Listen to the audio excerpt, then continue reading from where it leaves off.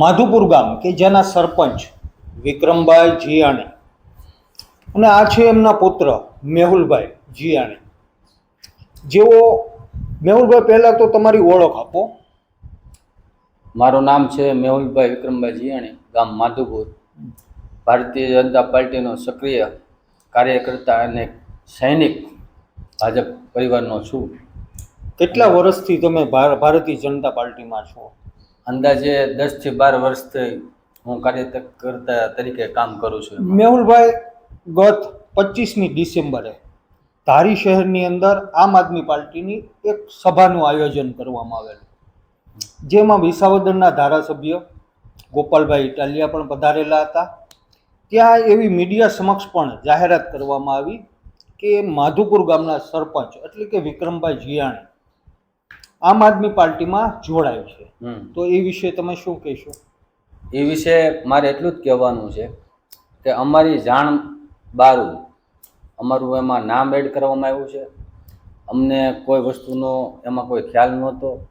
એની જાહેર સભામાં અમારી કોઈ હાજરી નથી, એની રેલીમાં કોઈ મારી હાજરી નથી, ને અમે એક પ્રસંગમાં અમારા ગામની અંદર જ હતા અને આમાં અમારું નામ એક એડ કરવામાં આવ્યું છે આપમાં. આમાં અમે કોઈ છીએ નહીં આપની અંદર. આપની અંદર તમે સામેલ તો નથી, પણ કદાચ મેહુલભાઈ એવું બન્યું હતું કે આમ આદમી પાર્ટીના કોઈ કાર્યકર્તા, કોઈ જવાબદાર નેતા તમારી મુલાકાત પહેલાં લીધેલી હોય?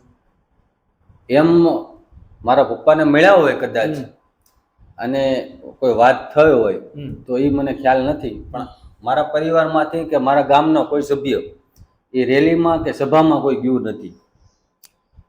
આમ આદમી પાર્ટીની જે સભા હતી, જે રેલી હતી મેહુલભાઈ, એની અંદર એવા અનેક સરપંચોના નામ પણ બોલાણા કે જેઓ ભારતીય જનતા પાર્ટીની અંદર દશકાઓથી છે અને તેઓની ગેરહાજરી હતી. એમ છતાં પણ એમનું નામ જ્યારે આવેલું છે ત્યારે અમે માધુપુર ગામનું નામ પણ સાંભળેલું.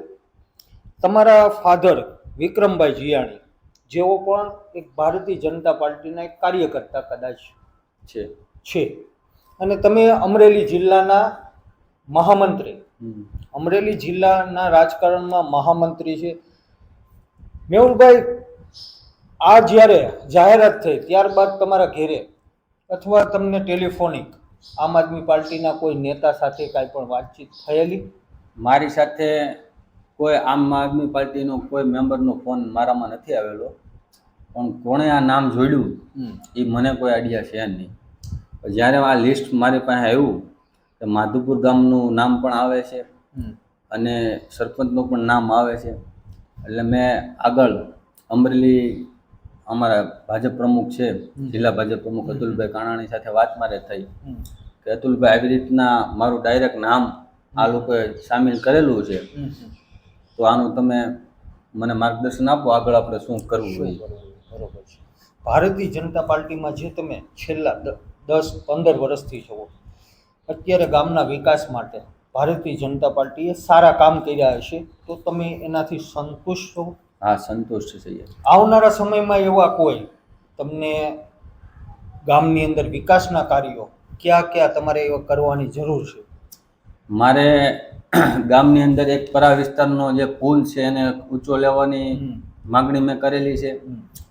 માધુપુર ગામે 66 kV એક મંજૂરી માટે અરજી આપેલી છે, એ પણ એક પેન્ડિંગ અમારું કામ છે.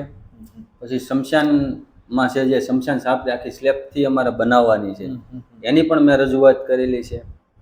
અને આજે 5 વર્ષના સમયગાળામાં મને એક સારી એવી પંચાયત ઓફિસ પણ આપી છે, રોડ રસ્તા પણ મને એણે સારા આપ્યા છે, બ્લોકના કામ પણ આવેલા છે, સ્ટ્રીટ લાઇટના કામ પણ આવેલા છે, અને સીસીટીવી કેમેરાનું મંજૂરી અમારે બાકી છે. મંજૂરી આવી જાય એટલે સીસીટીવી કેમેરા પણ આવશે. બસ સ્ટેન્ડ મળ્યું છે 3 લાખનું, 17 લાખની આ પંચાયત ઓફિસ મળી છે, 5 લાખના ધારાસભ્ય જેવીભાઈ કાકડિયાના બ્લોક આવેલા છે, 4 લાખના બીજી કેન્દ્રમાંથી પુરસ્કાર અમને મળ્યો છે ગામને, 4 લાખની થી 5 લાખની ગ્રાન્ટ એ છે અમે વાપરી છે. પાણીની પાઇપલાઇનનું કામ થાય છે, વગેરે વગેરે વગેરે. વિકાસ તો ગામનો સારામાં સારો છે. અને તમારા ગામની વસ્તી મેહુલભાઈ? વસ્તી અંદાજે 1500ની છે. 1500ની વસ્તી, અને આ 1500ની વસ્તી તમારા ગ્રામજનો પણ ભારતીય જનતા પાર્ટીના વિકાસથી રાજી? હા, રાજી છે. એટલે કે આપણે આમ જોઈએ ને કે ખોટી જાહેરાત, ખોટી અફવા ફેલાણી ભારતીય જનતા પાર્ટીમાંથી પણ ઘણા રાજકીય નેતાઓના પણ ફોન આવેલા કે ભાઈ માધુપુર ગામના સરપંચ જે આમ આદમી પાર્ટીમાં જોડાયા નથી, એમ છતાં પણ એમનું નામ લેવામાં આવેલું છે અને મીડિયાની અંદર સમાચાર પ્રેસ નોટોમાં પણ એમનું નામ હતું. જેથી કરીને આજે આપણે માધુપુર ગામની મુલાકાત લીધી.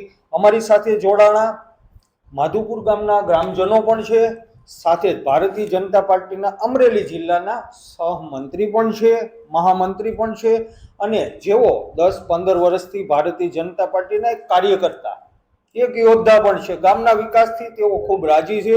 આવું કશું પણ નથી એવું તમારું કહેવું છે, એમ છતાં તમે મીડિયા સમક્ષ તમારું નિવેદન આપી શકો છો. હું આમ આદમી પાર્ટીમાં નથી જોડાયેલો, હું ભારતીય જનતા પાર્ટીમાં જ છું અને કાયમી માટે આ પક્ષમાં જ રહેવાનો છું. આભાર. જય હિન્દ. કપિલ.